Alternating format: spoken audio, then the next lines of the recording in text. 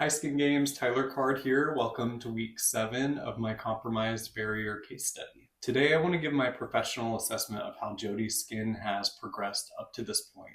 At the start of the program, Jody's barrier presented as reactive, inflamed, and dehydrated. She experienced tightness, redness, and sensitivity to both friction and active ingredients.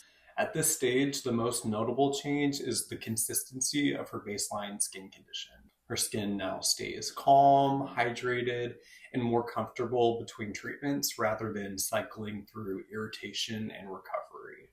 One of the clearest indicators of barrier repair is her response to corrective treatments. Even after exfoliation, oxygenation, antimicrobial support, her skin now returns to baseline quickly.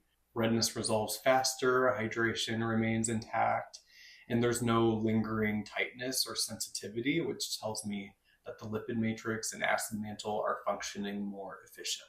Another key observation is reduced sensory reactivity. Early in the program, actives caused stinging or discomfort.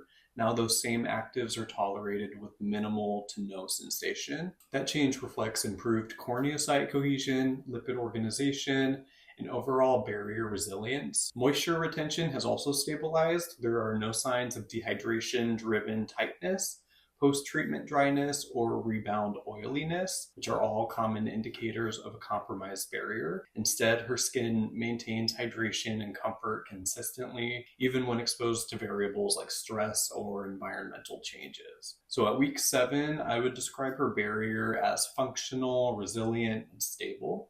While there is still ongoing recovery, the skin is no longer in a compromised state. So tune in next week where Jody and I will sit down together and she'll have the opportunity to share her perspective.